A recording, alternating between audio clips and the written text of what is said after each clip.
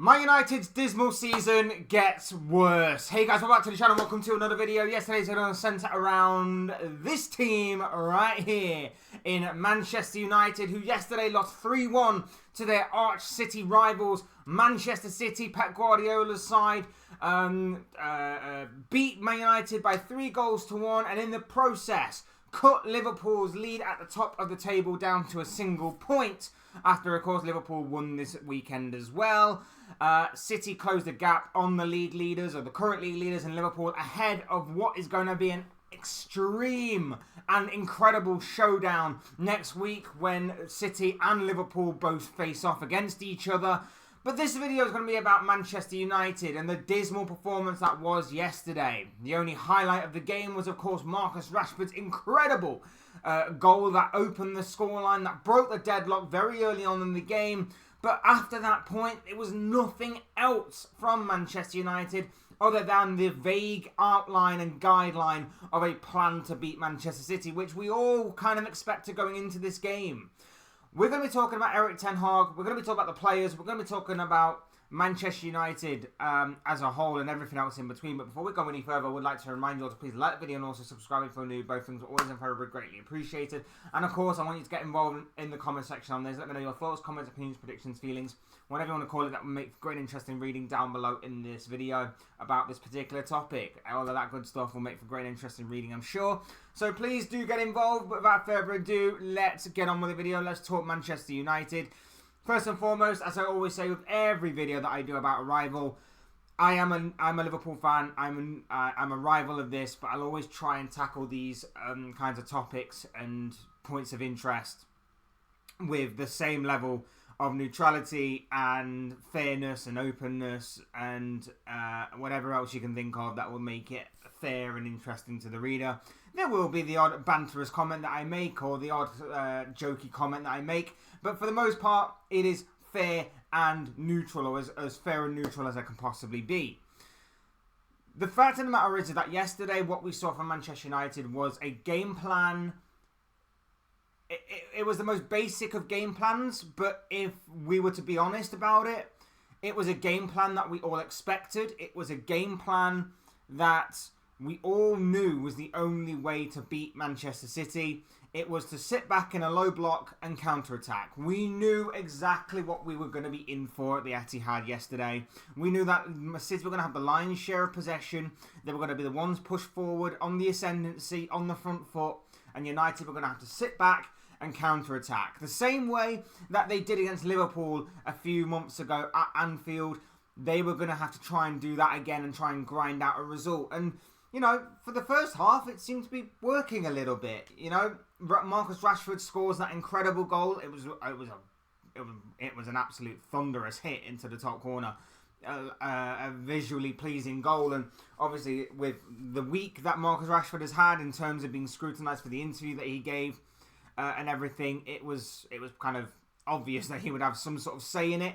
And I guess it was obvious as well because we all knew how United were going to set up. We all knew that United were going to set up with this counter-attacking mentality, and Marcus Rashford's pace on the counter-attack as well as Bruno Fernandes's playmaking was always going to be the spearhead for that counter-attack, and that's exactly what happened.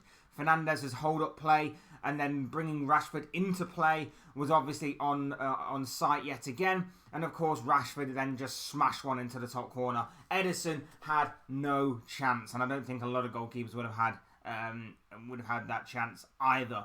So a very well taken goal by Rashford. But then after that, there was not really anything. Like, United had a few half chances on the counter-attack, but there was nothing really of clinical and clear substance. I reckon it might have been a little bit more of a different story had maybe Rasmus Højlund been fit for this game. We could have seen a bit more from Man United on the counter-attack, but there wasn't really anything else, and that's where City took the ascendancy more and more. I think the only thing you can really say from a City point of view about yesterday is if there was one critical moment, they didn't score enough goals. And Erling Haaland, although he did get his goal very late on in the game, should have got one in the first half. I still cannot believe how Haaland missed from 2 yards out on an open goal. That was an incredible miss. And I I still don't understand how he missed it. If that was Darwin Núñez, if that was Rasmus Højlund, if that was Nicholas Jackson, if that was whoever else you can think of, that is a heavily scrutinised striker for whatever it may be, the price tag, or for just who they play for. That is going into every compilation and is haunting them for the rest of their life, no matter what they do. But because it's Haaland and because he scores enough goals already and because he actually did get one later on in the game, we sort of brush it under the carpet a little bit, which is, not necessarily fair, but there you have it. That was probably the one criticism of Manchester City, that they didn't score enough goals yesterday. It was still comfortable. Phil Foden still stole the spotlight and was incredible that entire game. Jesus Christ, that guy is amazing. That guy is absolutely amazing. But for Manchester United, it again displayed how far back they have gone under Erik Ten Hag. Like, they couldn't even master the most basic of counter-attacking tactics that even Ole Gunnar Solskjaer, when he was Manchester United manager, managed to deploy and managed to execute perfectly to an extent when he was the United manager in these big games.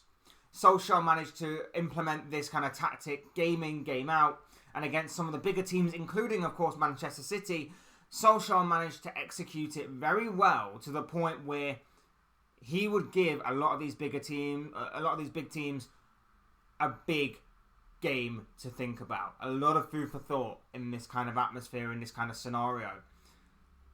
This is a Man United side that under Erik Ten Hag has spent, just under 400 million, something like that, something out of that range, and has gone backwards. Has gone backwards from Solskjaer, that they can't even do the most basic of counter-attacking tactics. Backwards under Erik Ten Hag, who didn't play this way under Ajax. There's no way this Man United side were employing Erik Ten Hag as their manager with the knowledge that he would play this kind of tactic. Or at least Erik Ten Hag didn't come to Manchester United expecting to play this kind of tactic. One of the two. Because he played such good football with Ajax. There's no way he was playing this kind of football with them. No way. Just hoof it long and hope Bruno Fernandes and Marcus Rashford can sort it out at the other end. Garnacho was somewhat non-existent for the majority of the game. He was obviously going to be heavily relied on counter-attack as well. Like, I don't understand what the purpose is, and I think it's best for both of these two entities that they go their separate ways. And I'm not just saying that. I would, as a rival fan, I would hope that these two stick together, Man United and Erik Ten Hag, because I don't see them getting better under him, unless, of course, he is then allowed to play the style of football that he wants. If he is allowed to bring in the kind of players that he wants, because he's brought in £400 million worth of players to play counter-attacking football. He's bought £400 million of players, give or take, to play a style of football which is basic, and they still can't do it.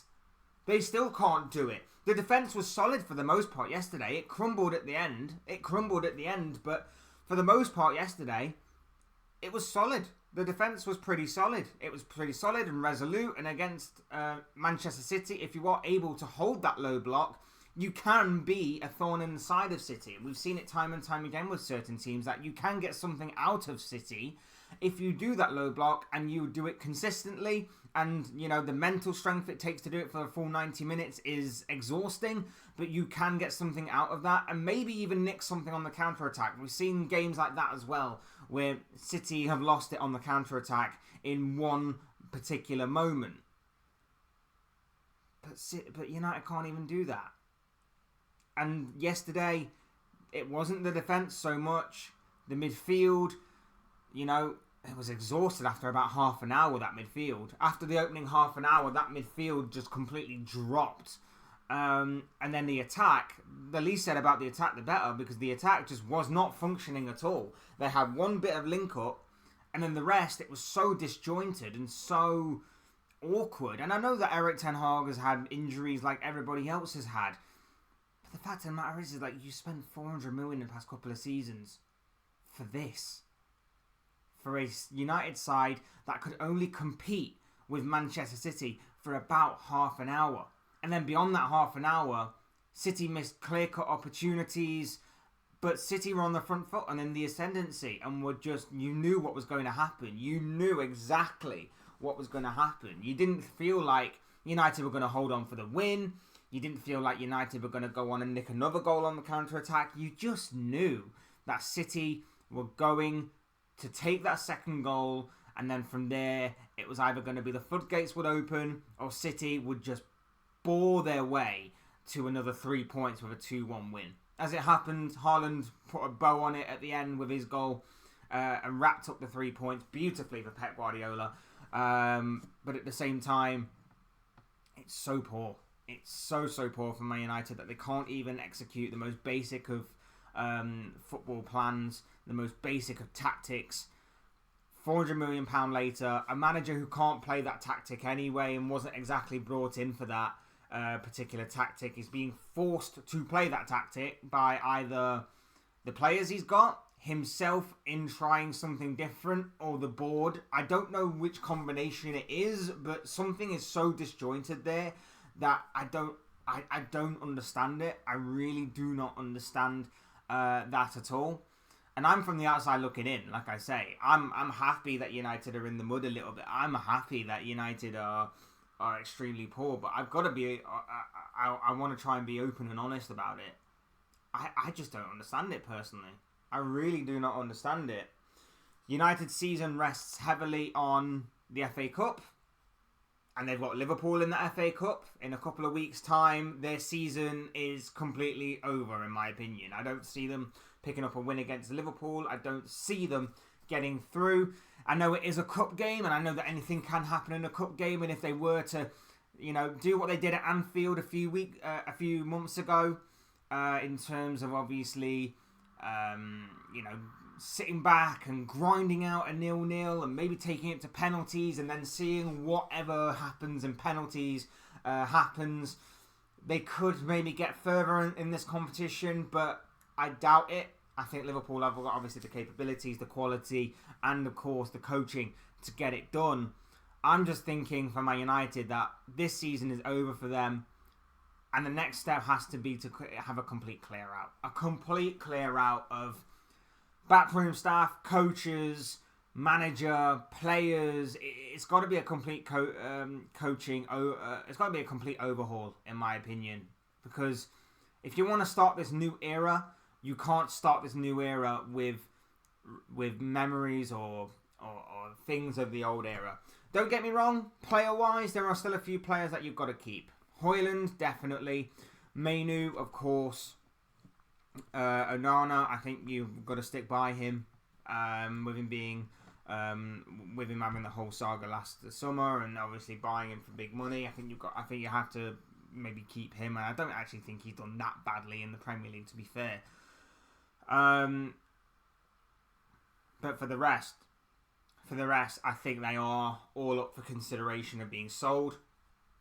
And like I said, I don't want this overhaul. I don't want Man United to get better. I want them to stay in the mud to an extent. But at the same time, like I say, if I am to try and be fair, neutral, and honest about this, like I say, it was so poor from them yesterday. It was so poor. And I can't imagine Erik Ten Hag took this job with the understanding that he was going to play the most basic and most one-dimensional counter-attack possible that his players can't even execute. His players can't even execute it. It's madness to me. It's weird. I don't understand it.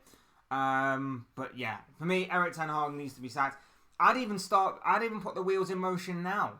To obviously go ahead and, change things around now. And so you've got maybe a bit of a head start before next season. And the new manager can come in and he can be like, right, these are the players I want to keep. These are the players I want to get rid of. Do it now. Tell the board to do it. And if this is to be a new era at Manchester United with Ineos coming in and obviously with Sir Jim Ratcliffe at the helm, and obviously with them looking at areas in the backroom staff and putting this infrastructure in place at the club, it all sounds positive, but until we see something on the pitch that makes us go, even as rivals, makes us go, you know what? Things are looking different at United. There's a change in the air. There's a change in the wind or whatever. We won't be able to see how good all of that stuff is until a change on the pitch is seen. And like I say, I think it's possible that they could get the ball rolling very early. I think they've already made up their mind in terms of whether Erik Ten Hag is staying or not. I just don't necessarily think they've found the right manager to succeed him as of right now. I think they are definitely going to sack him. I just don't think the manager is either A, available, or B, ready as of right now to maybe go and succeed him, with him possibly being at another club. Don't know who, no source on that. It's just a gut feeling and a gut instinct from the outside looking in terms of this whole situation with Manchester United. But those are just the thoughts, comments, opinions, predictions, feelings, whatever you want to call it, in regards to Manchester United from this guy. I'm obviously from the outside looking in. But I want to know what your guys' thoughts are. I want to know what your guys' thoughts, comments, opinions, predictions, feelings, whatever you want to call it on this particular topic are. Let me know down below in the comment section. I'm sure it'll make for great and interesting reading. Otherwise, hit the like button on the way up if you enjoy the video. Subscribe if you're new or want to see more content like this. Both things are always and forever greatly appreciated. And as always, thank you all so much for watching and listening. I've been Fletch. This has been another Fletch Talks video, and I will see you speak to you all again soon in another video or live stream or whatever it may be. Cheers, guys. Thanks everyone for watching. Take care. Have a good rest of your day, and I'll speak to you all again very, very soon.